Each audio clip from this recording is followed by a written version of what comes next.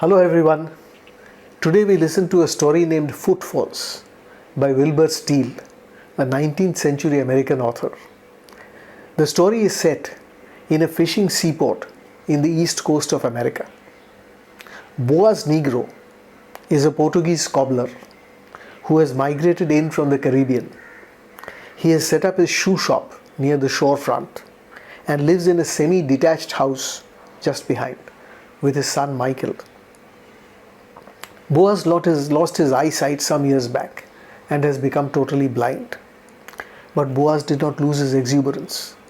He was a robust man physically. He would be up early in his shop singing in his deep baritone. In the evenings, his shop would be like a club where young fisherfolk gathered and bantered in good humor. Boaz worked hard and late and listened to the footfalls on the sidewalk outside. He could tell most of the townfolk by name just listening to their footfalls. It was only that Michael did no work, neither in his father's shop nor anywhere else.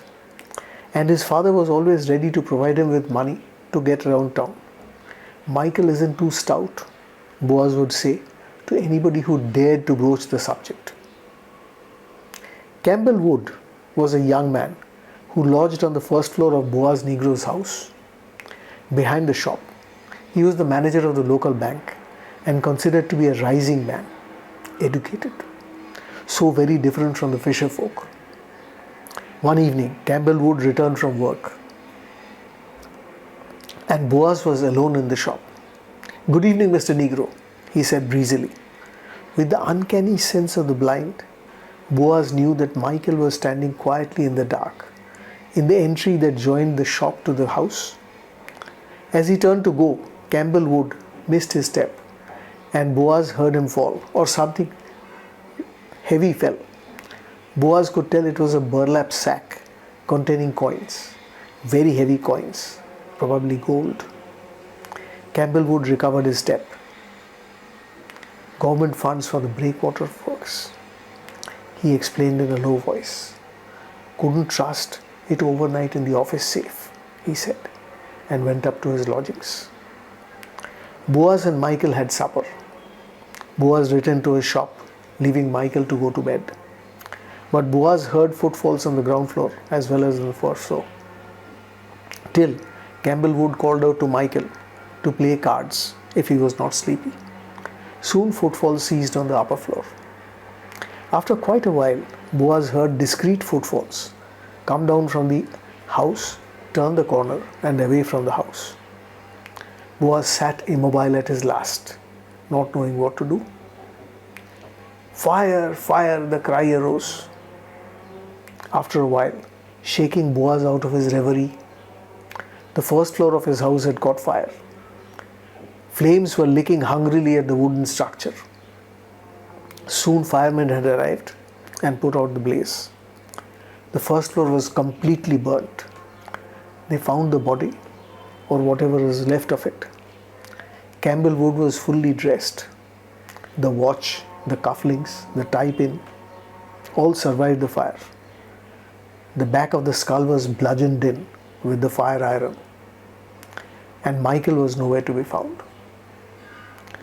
"Now that I've lost everything, even my last son, I've got to work.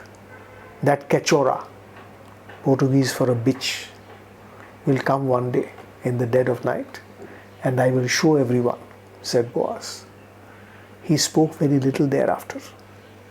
His shop ceased to be a meeting place for young fishermen. Boaz did not rebuild his home, although he could afford to. It continued to stick out like an eyesore. Years passed, first 3, then another 3, then the last 3, and Boaz waited in his chair by his last to hear that one footfall. Then one evening, it was Christmas Eve, merrymakers thronged the street outside as Boaz sat in his shop alone. The front door opened with a jingle. "What can I do for you, sir?" asked Boaz. "I was just looking around. You mend shoes, don't you?" "Please come closer. I'm a little deaf." The footfalls drew nearer. Was the voice familiar? But the footfalls definitely were. After all these years of waiting, Boaz knew for sure. He was certain. He yanked at the cord that hung next to his chair, and with a thud, both front and rear doors closed and locked. There was silence in the shop as Boaz Negro waited.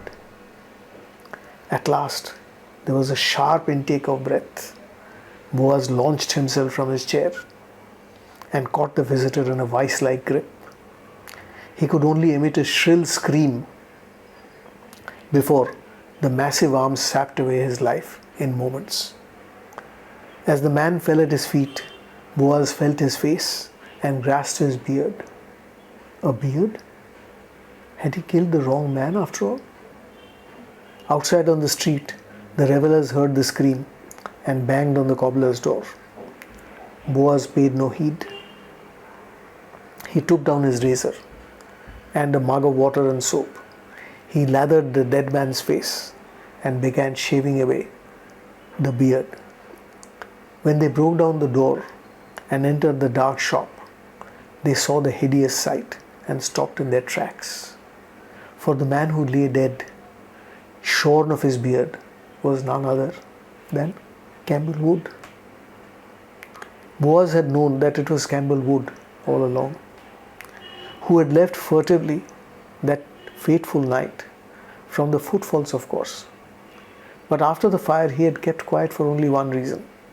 He would wait for his man to come back one day, and Boaz would be there to mete out justice. The townsfolk all agreed, as did the police, that Campbell Wood died of a heart attack in the cobbler's shop, and that was that. Boaz Negro began rebuilding his house. Fisherfolk returned to his shop in the morning on their way back from the sea. Soon there was laughter and banter around Boaz Negro as of old. Life, you see, has a way of carrying on, healing old wounds and bringing in new joys. I hope you liked the story. Please do not forget to click on the like button and subscribe to my channel. And please share this video with your friends.